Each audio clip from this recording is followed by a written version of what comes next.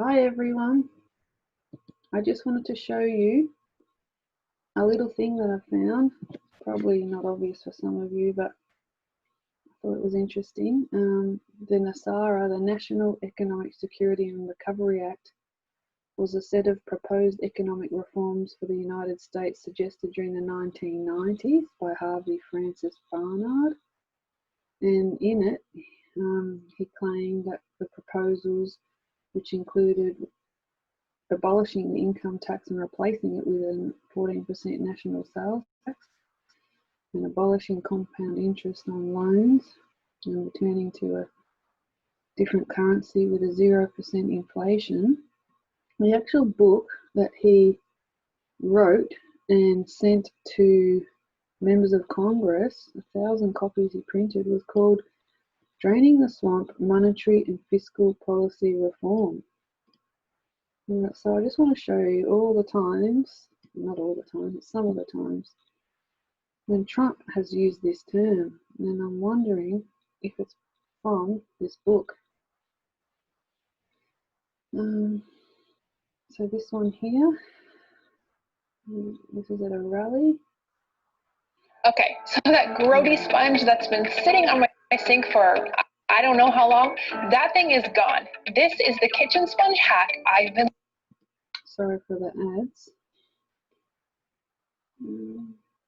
The internet's a bit slow. Sorry about this.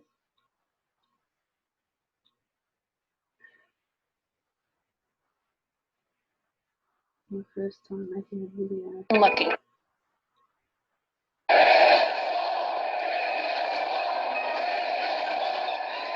Under my administration, we're fighting against the lobbyists, the special interests, and the corrupt Washington politics. We are going to Washington, D.C., and we are going to drain the swamp. Michael? And then, that was 2018, but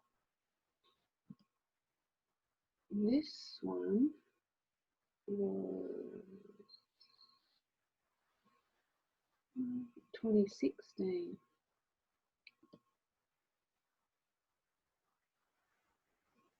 Tuesday 2016.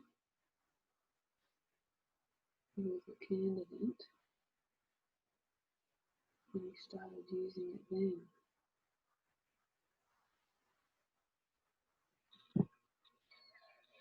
Drain the swamp. Look at that sign. Drain the swamp in Washington, D.C. Look at that. You know, I said to somebody the other day, and even today, drain the swamp. We put it in about 2 days ago. I said, drain the swamp. I didn't like it.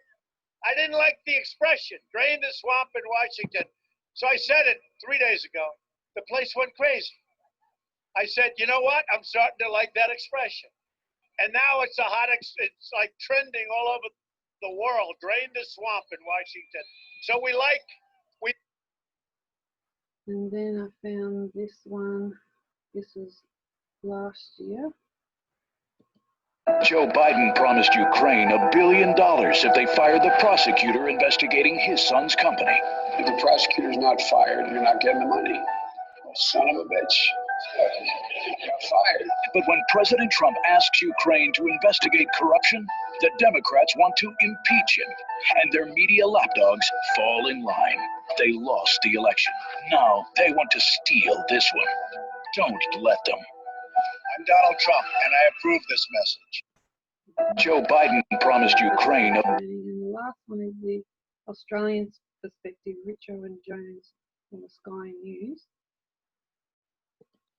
Look back over this almighty career, and we look internationally. How do you feel about Trump as against previous American presidents? Do we need to fear Trump's eccentricities, or should we embrace him? And I'll just go to he talks about Scott Morrison. Not that interesting. I think it's from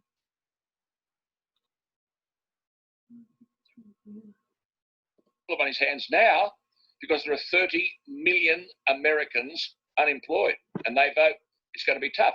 but he breeds this sense of optimism, make America great again. And people actually quite like that. And I think Morrison's doing a bit of that. He said, listen, we've got to cross this bridge.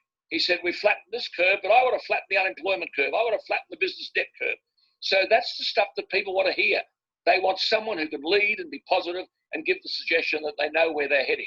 I think Trump's been a splendid person in terms of draining the swamp, but oh God, it isn't completely drained, is it?